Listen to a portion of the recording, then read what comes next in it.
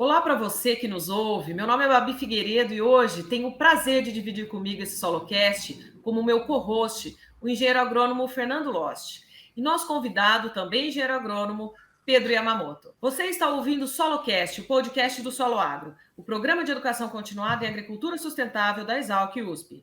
A produção desse material tem o apoio do Banco Santander e da Pró-Reitoria de Cultura e Extensão Universitária da USP. Começa agora, SoloCast, o podcast do Solo Agro, que traz de uma forma fácil para você ouvinte o conhecimento de especialistas no assunto.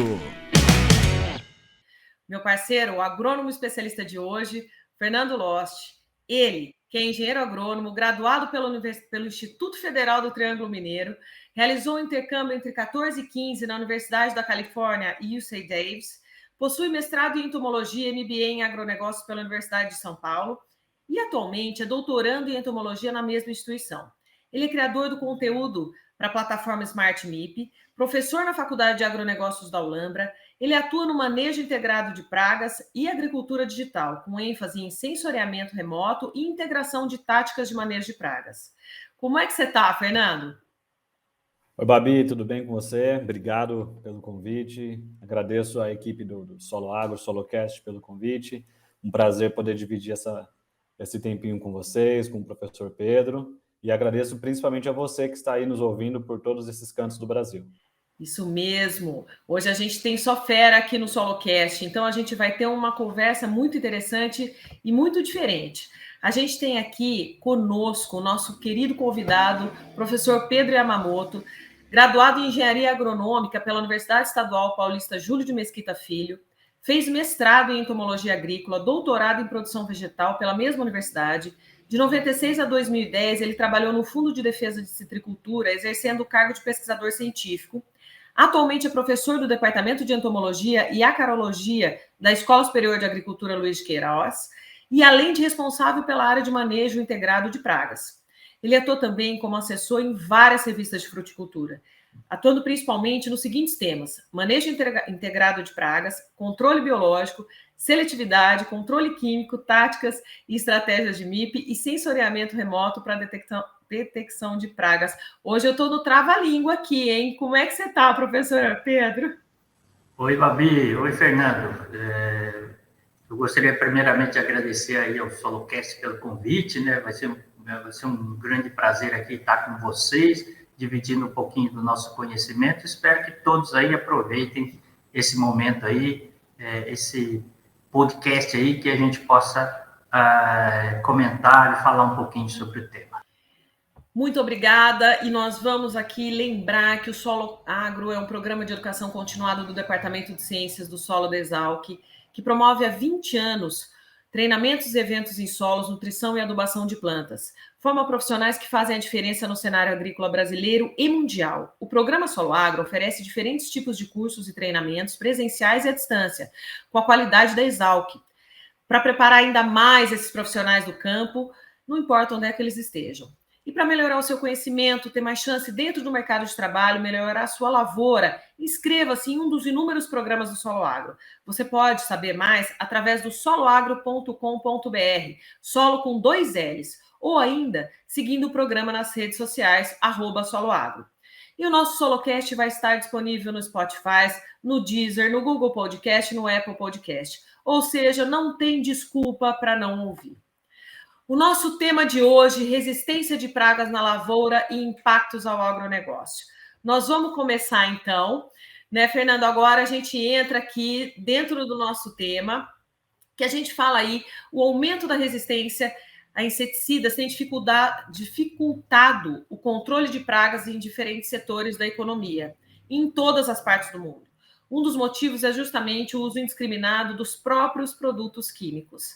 Então, vamos entrar no nosso primeiro tema aí? Quais as principais consequências do uso irracional de produtos fitossanitários na lavoura? Eu quero, Fernando, que primeiro você fale um pouquinho para a gente, e aí a gente pede a sabedoria do professor Pedro aí. Com certeza, Babi.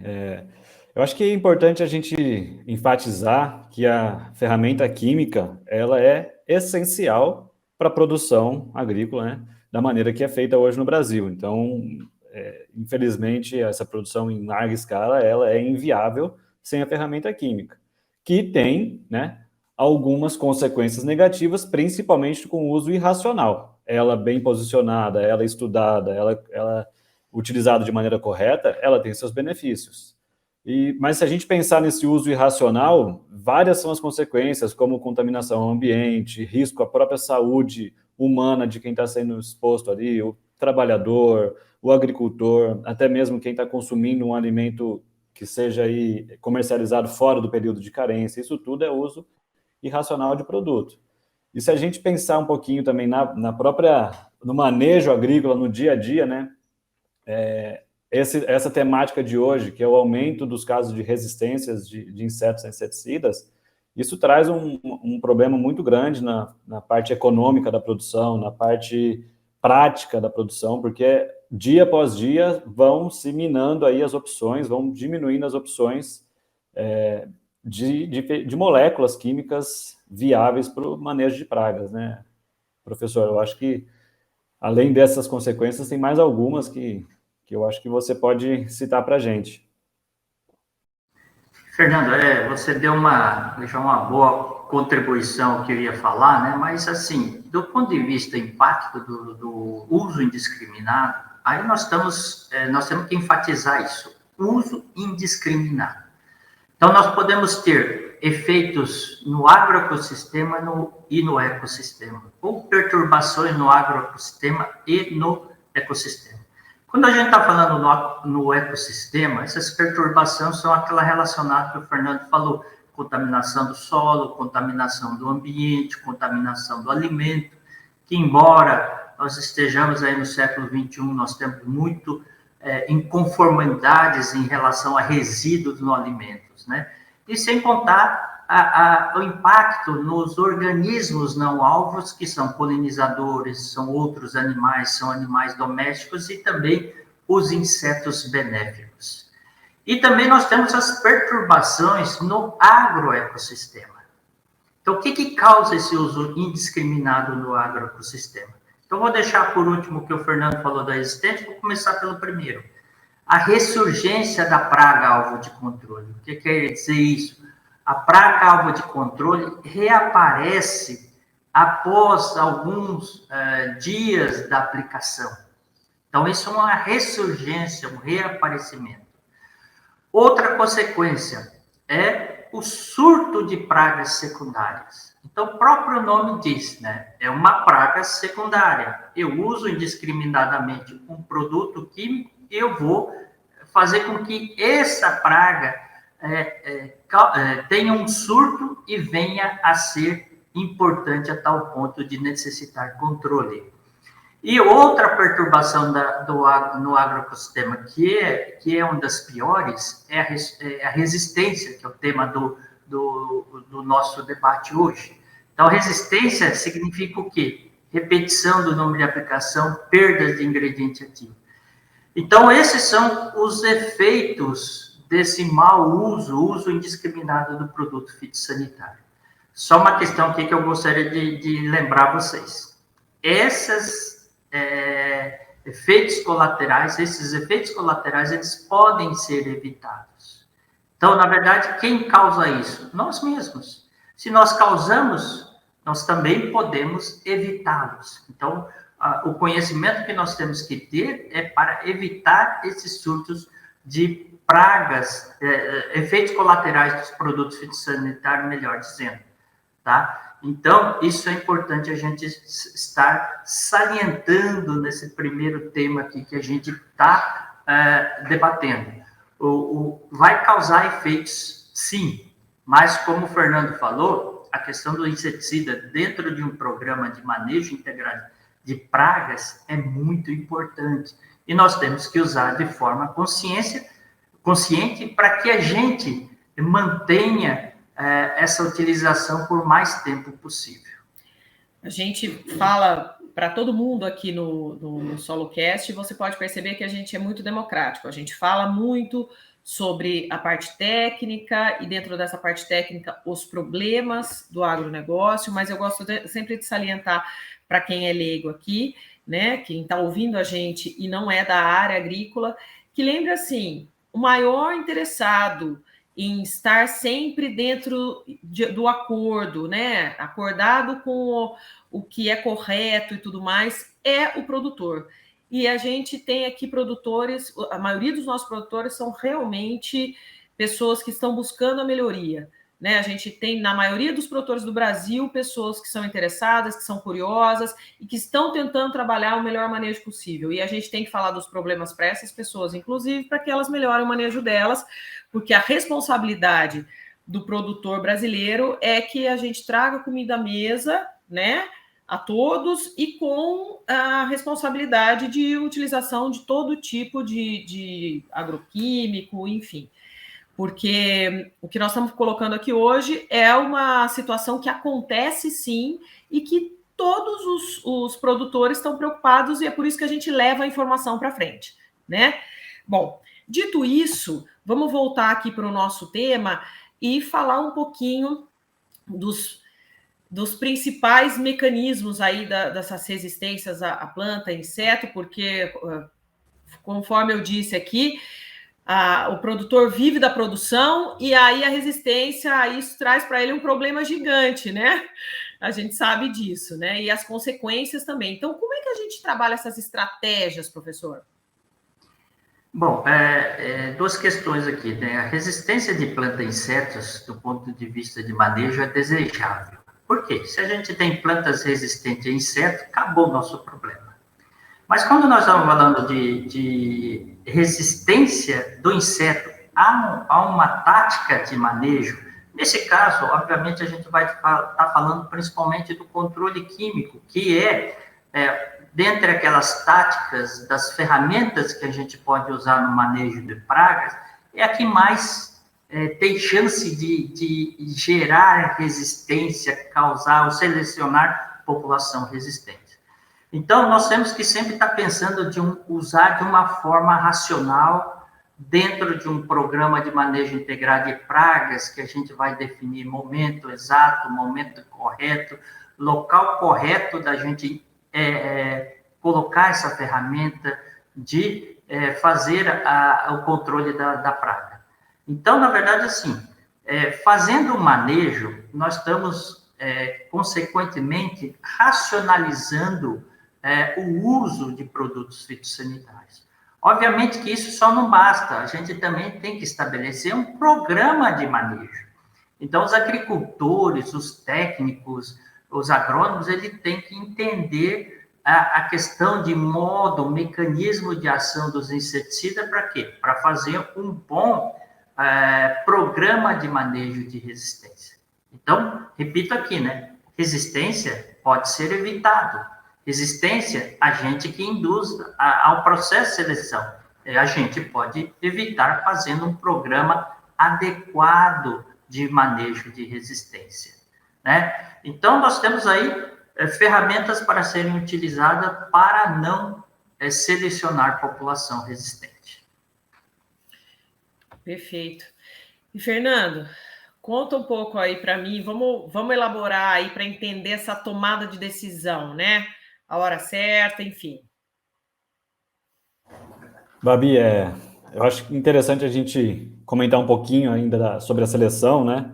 Porque o professor Pedro enfatizou, a palavra é selecionar indivíduos resistentes. Então, a responsabilidade está em quem está tomando essas decisões de controle, né? Vamos pensar, a gente viveu vive ainda uma situação muito triste, muito grave com a pandemia aí, né? Quantas pessoas ao redor do mundo foram expostas ao mesmo vírus, alguns vieram a falecer, outros passaram muito bem. Então, quando a gente fala dos insetos e as ferramentas de controle, é exatamente isso. A resistência, ela é baseada na diferença genética entre as populações de uma mesma espécie de inseto. Então, se a gente usa sempre uma mesma ferramenta de controle, a gente mata aqueles que são suscetíveis e seleciona sempre aqueles que não vão morrer, aqueles que são resistentes. Então, a responsabilidade é totalmente nossa, né? Até por isso, como o professor disse muito bem, se a responsabilidade é nossa, a gente também tem maneiras de conseguir contornar essa situação, né? Então, nessa tomada de decisão, nós que defendemos aí, estudamos o manejo integrado de pragas, a nossa recomendação é que sempre seja utilizada uma ferramenta de controle a partir do momento que a população do inseto ou de um ácaro, praga ali na lavoura, alcance os níveis de controle. O que é isso? Existem estudos elaborados aí ao longo de anos, em vários países, aqui no Brasil. Então, até quanto uma lavoura consegue aguentar de uma população, consegue suportar o dano de um inseto sem ter um prejuízo econômico. Não é simplesmente, chegou um inseto ali, eu tenho prejuízo, eu preciso controlar. Existem aí peculiaridades no caso de insetos que são vetores de doenças, que a gente abaixa esse nível de controle, mas para as lagartas, para os percevejos, se a gente pensar aí nas grandes culturas, nos grãos, então existe um número de insetos que a lavoura consegue, que a planta consegue tolerar sem um prejuízo tão grande na produção. Então a gente sempre vai recomendar controle baseado nesses alicerces aí, de monitoramento. Então o produtor tem que sujar a botina, ele tem que estar o tempo todo dentro da lavoura, observando qual é o tamanho dessa população, onde ela está na minha lavoura, ela está distribuída por todo o talhão, ela está num canto do talhão, em qual momento ela chegou, ela veio pelas bordaduras, ela está se espalhando ali, qual é a praga? É muito importante identificar a espécie ou o grupo ali, olha, não, eu sei que são lagartas do gênero Spodoptera, por exemplo, são percevejos sugadores ali de grãos, então a gente identificar qual é a praga, monitorar constantemente, identificar inimigos naturais. Então, é interessante a gente pensar que a natureza trabalha a nosso favor, né? Existe uma mortalidade natural no sistema que muitas vezes não é nem contabilizada. O produtor não consegue, o professor Pedro sempre diz isso muito bem, ele não consegue valorar quanto me traz de retorno financeiro aqueles outros organismos que estão ali na minha lavoura controlando praga para mim de graça, né? E com todo esse conhecimento, a gente decidir se está na hora ou não de entrar com uma estratégia de controle. Então, você seguindo esses passos já tem aí um bom caminho para começar a diminuir o problema de seleção de resistência. E uma das principais estratégias depois para a gente evitar essa seleção de organismos resistentes é sempre alterar, rotacionar as ferramentas de controle. Então, nunca utilizar somente uma ferramenta de controle, porque esse é o principal caminho para selecionar organismos resistentes nas lavouras. Babi, para complementar a resposta do Fernando, né, eu acho que é interessante aqui que a gente já começa a introduzir certos conceitos aqui na nossa conversa, né? Conceitos, na verdade.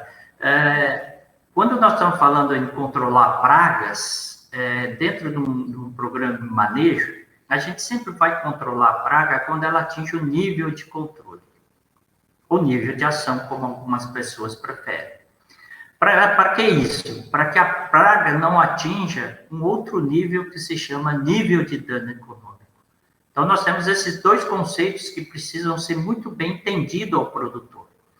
Então, quando nós falamos em programa de manejo, que o controle é feito no nível de controle, a população não é alta o suficiente para causar nenhum tipo de dano.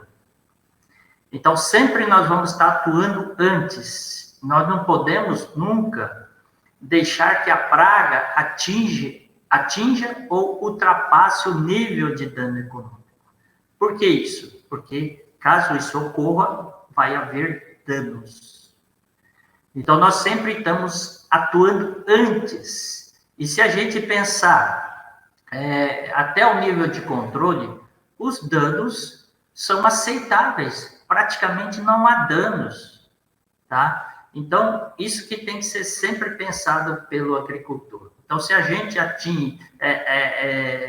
adota níveis, a gente vai ser muito mais criterioso no momento de tomada de decisão, né? E como o Fernando falou, no momento de tomada de decisão, nós temos que integrar essas várias ferramentas que a gente tem. A gente não tem só o controle químico, tem várias outras ferramentas. E nós temos que ir integrando essas ferramentas, usando as ferramentas diferentes para que a gente não tenha os efeitos colaterais, principalmente resistência. Então, acho que isso é importante a gente estar salientando aqui a todos. Aliás, num país continental igual ao Brasil, né? Isso não é uma receita exatamente de bolo, né? A gente tem climas diferentes dentro das mesmas culturas, enfim, entre outros fatores, né? Então, realmente, esse posicionamento, essa pontuação aí do Fernando, que o produtor tem que sujar a bota, tem que estar perto ali, e você falando também, professor Pedro, a respeito dessa preocupação constante e estabelecer esses parâmetros para você conseguir tomar a decisão do manejo da forma correta, né? Para que a gente tenha o menor número possível, o menor número reduzido possível de insucesso aí nessa jornada, né? Nessa safra, na lavoura, enfim, né? É extremamente importante. Então, esses são os parâmetros, né, que vão trazer para a gente um alicerce aí para que a gente tome a decisão correta e consiga fazer com que o controle aconteça da melhor maneira possível, né? E aí, eu acredito que a gente tenha que pensar nessa relação que a gente começou falando aí de uso indiscriminado, enfim. Então, a gente tem que entender um pouco sobre essa utilização racional desses métodos químicos e tudo mais, né? E aí eu gostaria que vocês pontuassem para nós as vantagens e desvantagens. Porque a gente tem essa preocupação, puxa vida, legal, a gente não pode fazer isso, a gente tem que ter um manejo melhor e tal. Só que a gente sabe também, dentro da área agrícola, que para que a gente tenha a quantidade de alimentos necessária, nós precisamos utilizar esse método de uma maneira racional. Eu acho que a principal vantagem da gente integrar métodos é que a gente vai estar menos suscetíveis aos efeitos colaterais, principalmente resistência. E no caso de resistência, muitas vezes acarreta ou vai causar a perda de uma opção para o manejo de uma praga. Então, como o Fernando falou no começo, está mais assim, cada vez mais restrito novos produtos. Está cada vez mais difícil encontrar por questões de saúde, ambiental, etc. Está cada vez mais difícil de encontrar. Então, utilizando diferentes ferramentas, a gente vai, inclusive, ajudar o controle químico mantendo a sua ação por mais tempo. E nós vamos ter a vantagem da utilização de outras ferramentas, e eu sempre procuro salientar uma coisa. A gente tem hoje, na agricultura, uma dependência muito grande do químico, ao método químico em relação aos métodos não químicos. Então, ele pesa muito na balança. O que nós temos que fazer a curto período, médio período? Equilibrar um pouquinho mais, para que lá no futuro a gente tenha uma maior ação dos métodos, ou maior utilização das ferramentas não químicas. Né? Até um ponto que lá para frente, quem sabe daqui a algumas décadas, ou talvez até séculos, a gente deixa de usar uma ferramenta química e passa única e exclusivamente para as ferramentas não químicas. Aí nós estamos mais próximos ou já estamos fazendo uma agricultura orgânica. Então, acho que essa é a grande vantagem dessa grande utilização de diferentes ferramentas. Integração, o nome já diz, né? Manejo integrado de pragas. É integrar diferentes ferramentas num programa pensando na ecologia, para a gente suprimir o nosso organismo nocivo, que são as pragas. Tá? Então, esse é o papel aí dessa integração, uso de diferentes ferramentas. Talvez hoje a grande desvantagem, a grande dificuldade de fazer essa integração passa pelo conhecimento. Então, eu e o Fernando temos a mesma opinião, ele vai dar dele, mas eu penso que para nós adotarmos em maior escala, em maior proporção, o manejo, nós temos que ter um programa de educação muito mais firme, muito mais constante, levar informação ao homem do campo, aquele que gerencia, aquele que faz realmente o que vai no campo e suja a bota, inclusive a capacitação do proprietário em si, da propriedade. Né? Então, isso tudo passa por capacitação. Então, essa desvantagem que eu vejo aí, da maior dificuldade para integrar, pode ser sanado por essa questão de educação, capacitação, treinamento para fazer as atividades. Eu, Babi, Fernando também pode concordar com isso, não vejo tanta desvantagem em adoção do manejo, diferentes táticas. A gente é muito alinhado quanto a esse assunto, né? Eu até ia complementar o professor falando que a principal ferramenta hoje para utilização com sucesso de manejo integrado de pragas é o conhecimento. É o conhecimento e vamos trazer aqui para uns termos práticos, né? A gente falou sobre integrar as ferramentas, mas quais são essas ferramentas? Assim? Então, é importante que quem esteja praticando agricultura, quem esteja praticando ali o manejo de pragas, saiba que o controle biológico ele é tão eficiente quanto o químico, mas ele tem que ser posicionado de uma maneira diferente, talvez um pouco antes da praga estar ali, da população estar perto do nível de controle. Então, quando a população já está estourando, quase trazendo dano, prejuízo, a melhor ferramenta seja a química. No planejamento da lavoura para o próximo ano, a gente tem técnicas de manejo cultural, de manejo físico, de manejo comportamental. A gente pode alterar até mesmo o comportamento do inseto praga a nosso favor. Então, todas essas ferramentas, elas são úteis, são vantajosas, desde que utilizadas da maneira correta. E como que se utiliza isso de maneira correta? Buscando sempre conhecer da maneira mais completa possível a peculiaridade, a particularidade de cada uma delas. O erro vai estar em você tratar todas essas ferramentas da mesma maneira. Então, querer que o controle biológico, o controle por comportamento, o manejo das plantas transgênicas seja igual à utilização do controle químico. Cada uma tem que ser utilizada da sua própria maneira. Então, integrar as ferramentas, mais do que simplesmente utilizar, é utilizar de maneira harmoniosa. Porque se a gente utilizar de uma maneira desorganizada, a gente pode até ter algumas situações em que uma estratégia de controle prejudica a outra. Isso é uma linha de estudo que o professor Pedro, tem trabalhado há anos. Então, como compatibilizar o controle químico com o controle biológico, por exemplo, a seletividade dos inseticidas. Por isso que eu vou reforçar aqui que a principal ferramenta hoje é o conhecimento, é saber posicionar bem essas diferentes estratégias de controle. Mas isso a gente tem uma vantagem, né? Eu sempre falo, eu falei um pouquinho antes aí, o produtor brasileiro, ele tem uma característica que ele é curioso. Quando a gente quer introduzir alguma coisa nova aí, uma pesquisa e tudo mais, você sempre tem o produtor, mais de um, inclusive, que vai colaborar com a pesquisa e tudo mais. Isso é uma vantagem do nosso Brasil, né? Isso a gente não pode negar. Estou errada? Eu acho também, Babi, que o produtor ele está começando a se conscientizar que manejar praga utilizando uma só ferramenta, e nesse caso a ferramenta química, já não é suficiente. Então, ele está já consciente que ele precisa integrar, utilizar outras ferramentas. Não que ele vai deixar de usar o químico, não, mas ele está vendo que ele precisa juntar outras peças dentro do tabuleiro dele.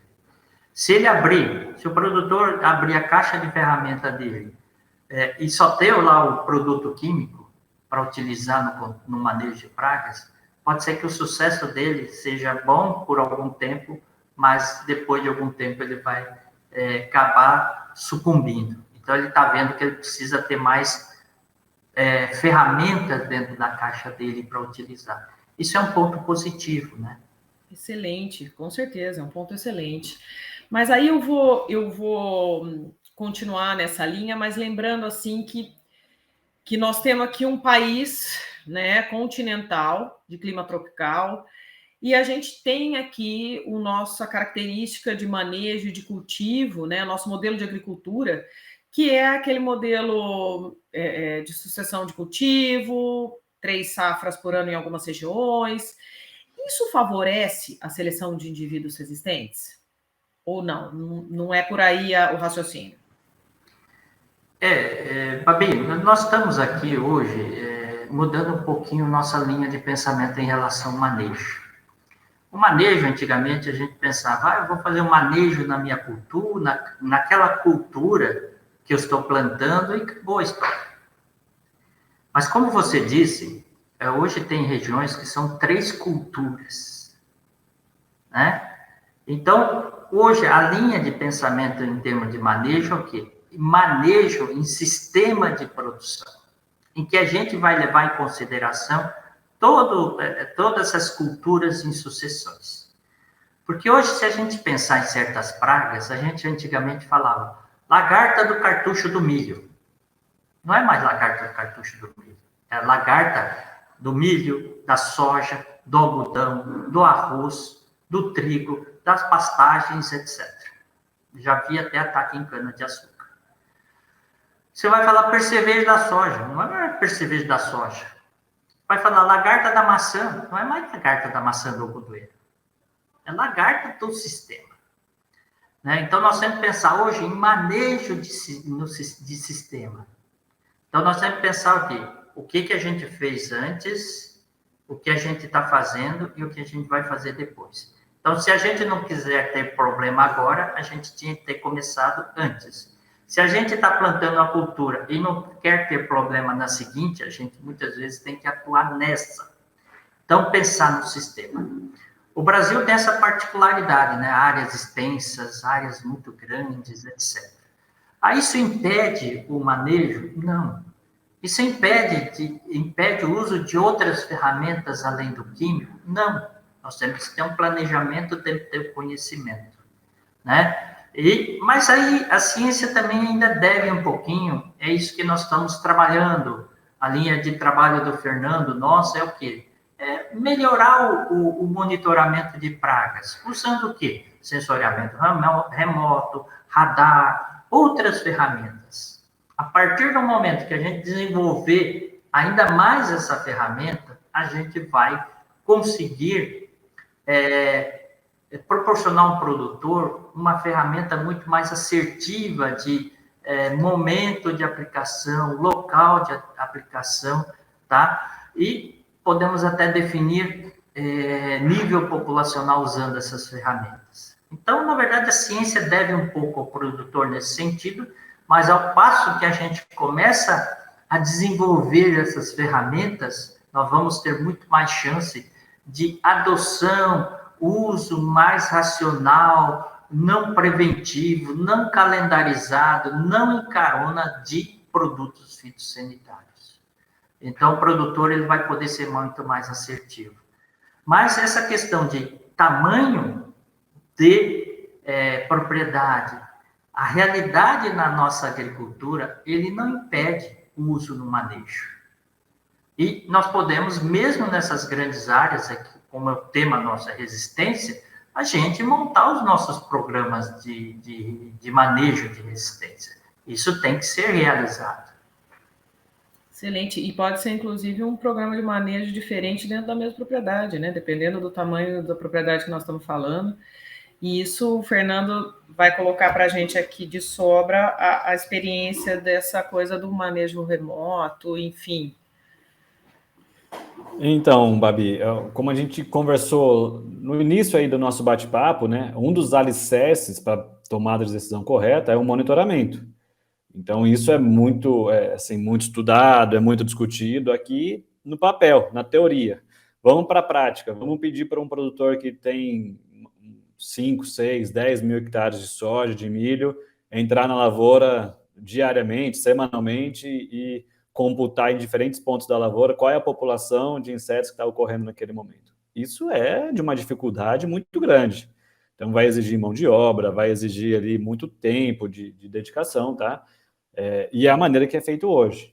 A gente está trabalhando, então, para tentar otimizar algumas ferramentas ali, não estamos inventando a roda, estamos correndo atrás da tecnologia, mas otimizá-las e adequá-las para o nosso contexto de manejo de pragas, que seria utilizar aí sensores, satélites, drones carregando sensores para monitorar em tempo real a lavoura.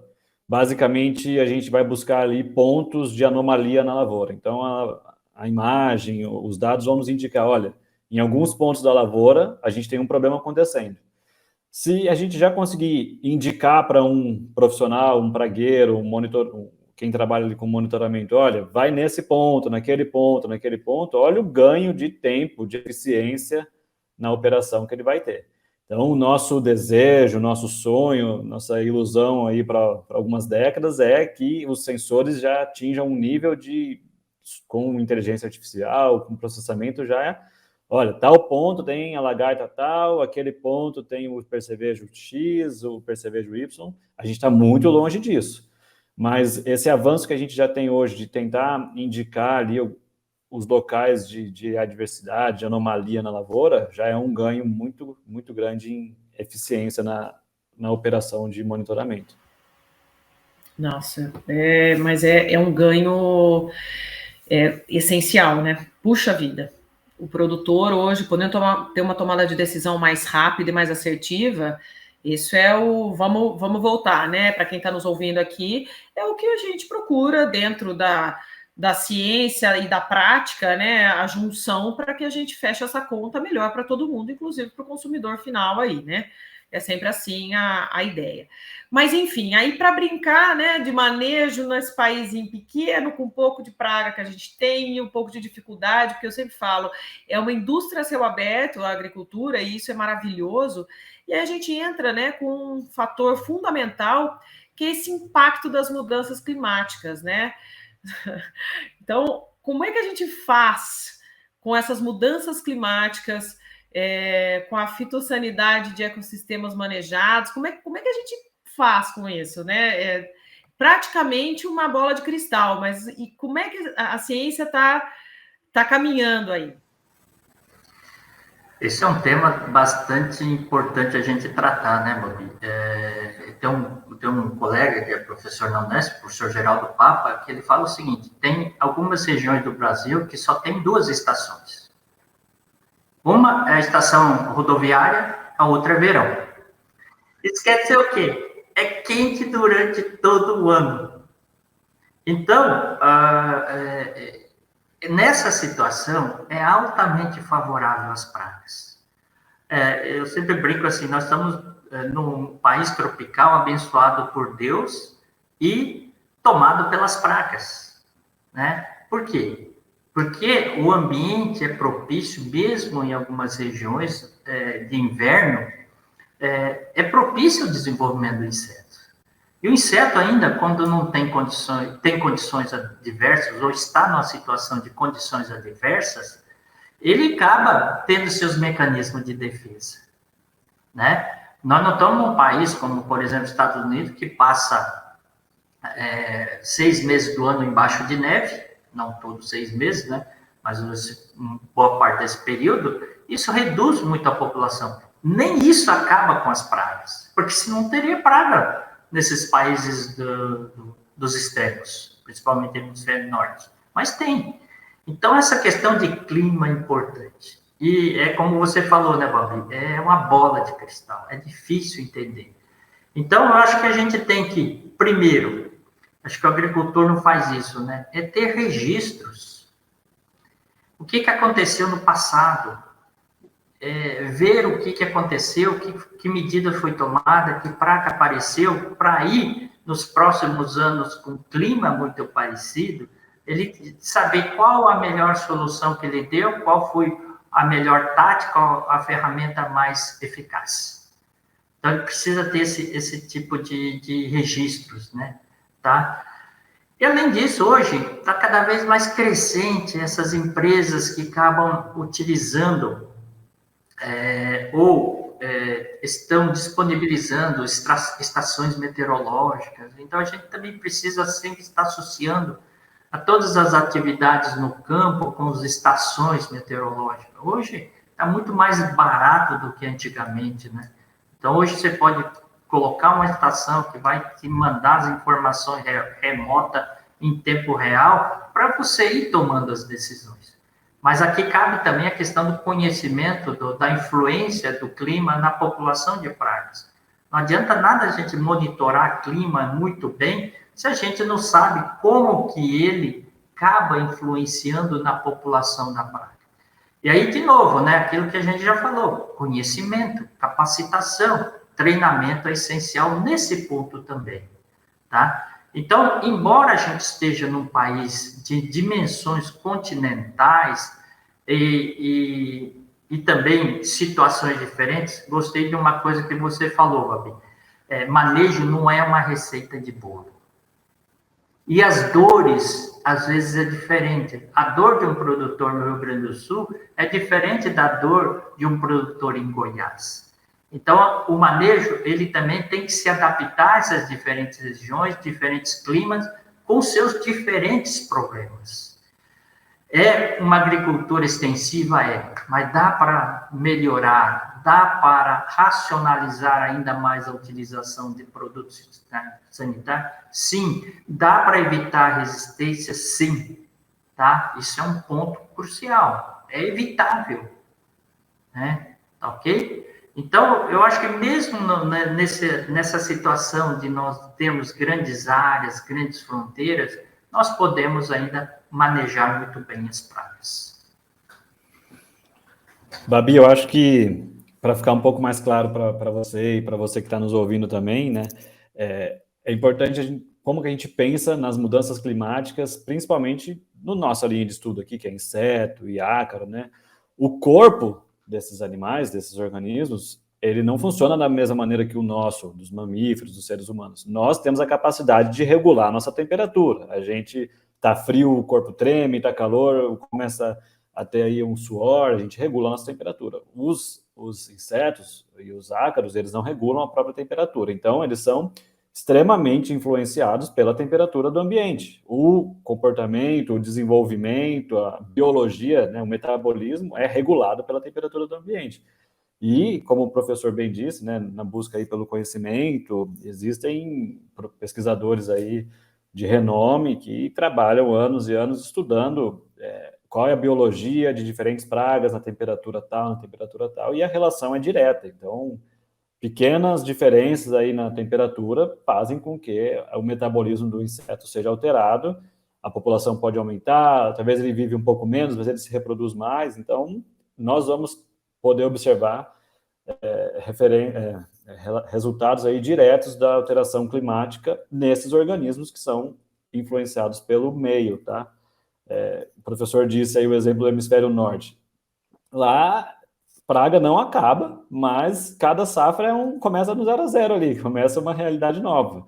Passam anos na neve, passam meses do ano na neve, diminui essa população, vai se iniciando aí as temperaturas mais quentes, começa a implementação da lavoura, as populações de praga vão crescendo junto.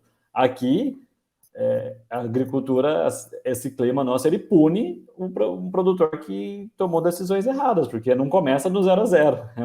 O sistema de produção sai da primeira lavoura, vai para a segunda lavoura, vai para a terceira lavoura. A gente tem 3 safras no mesmo ano e, na maioria das vezes, as espécies de pragas aí vão ocorrer em comum nessas lavouras. Então, se você tomou decisões erradas, talvez na sua lavoura ali do verão, você pode ter uma consequência na sua próxima lavoura.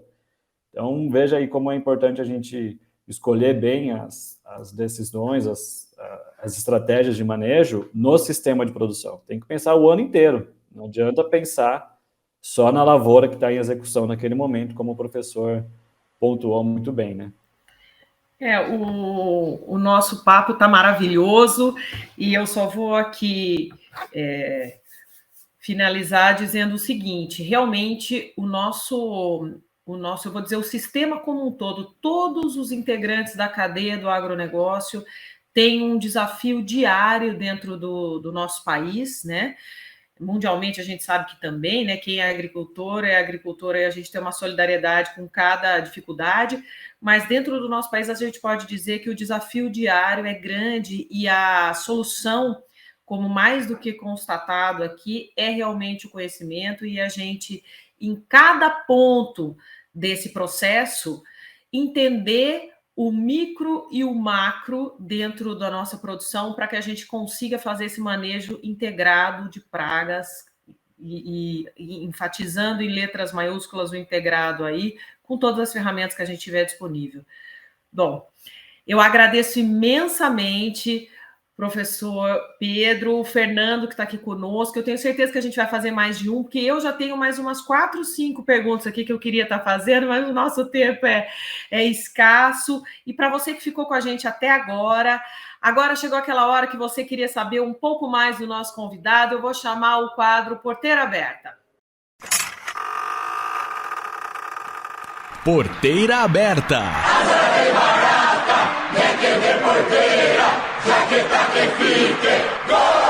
Um momento descontraído com nossos especialistas. Aumenta o som que a nossa prosa é agora.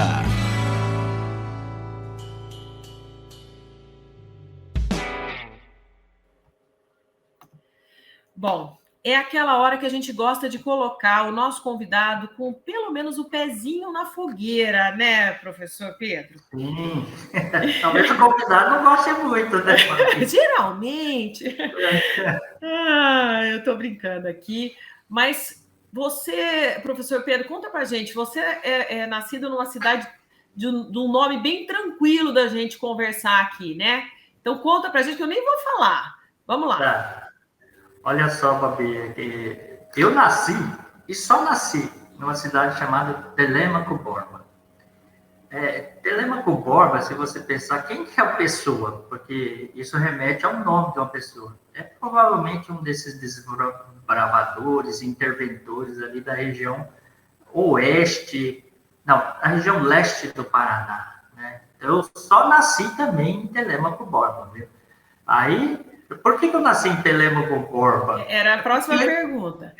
Porque eu morava numa cidadezinha tão pequena que não tinha um hospital. Então, nasci lá e só nasci lá em Telêmaco Borba. E quem nasce em Telêmaco Borba é o quê? Ai, Sandra, aí você me apertou. Telêmaco Borbense?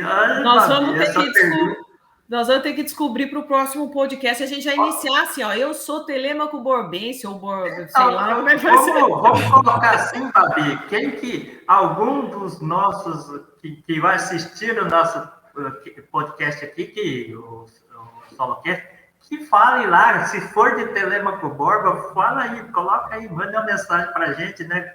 O que ajuda a gente. Como a pessoa que nasce em Telêmaco Borba. Mas aí, depois disso, foi muito fácil, né? Tranquilo, nasceu em Telêmaco Borba e pronto, virou professor de Exalc. Foi assim. Não, tive uma trajetória aí muito... Para mim foi drástica, porque mudar de estado, né? Eu fui minha trajetória de Sapopema, que eu morava, e de onde eu saí para nascer em Telêmaco Borba, eu morava em Sapopema, que é uma árvore, né? Depois de um tempo, fala, da onde vem esse nome aí? Né? É uma árvore. Aí fui morar em Arapongas e vim estudar em Jabuticabal.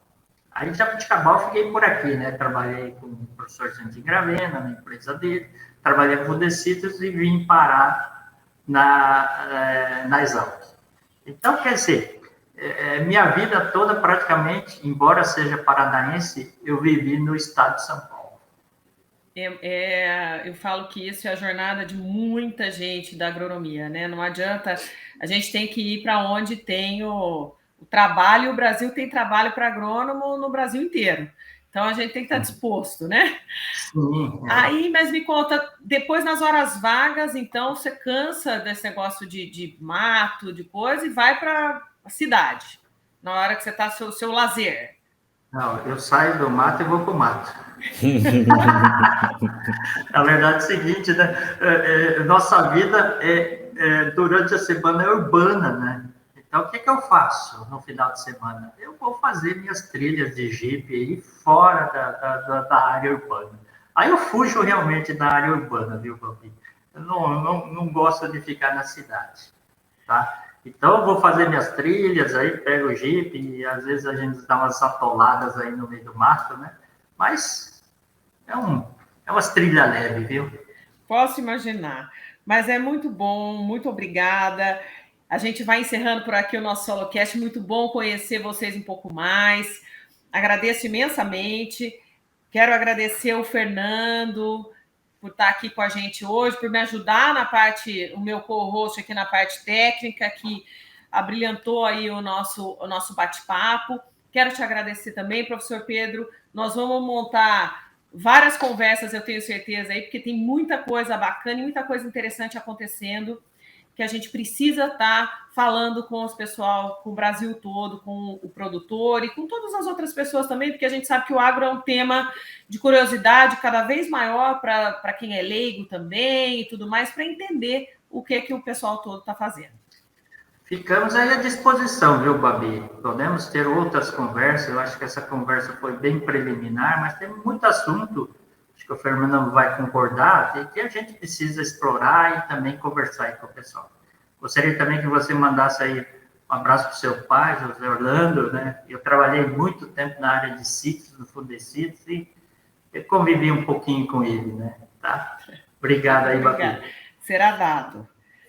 Babi, agradeço também o convite e, como o professor disse, a gente ainda tem bastante papo para colocar em dia aí com essa filosofia do manejo integrado de pragas. Então, obrigado mais uma vez ao pessoal do Solo Agro, organização do SoloCast, e um abraço caloroso para você que está nos escutando em qualquer lugar aí do Brasil. Você ouviu SoloCast, o podcast do Solo Agro. Solo Agro é o programa de educação continuada em agricultura sustentável da Exalc USP. Saiba mais nas nossas redes sociais, @soloagro, solo com 2 Ls. Obrigado e até a próxima!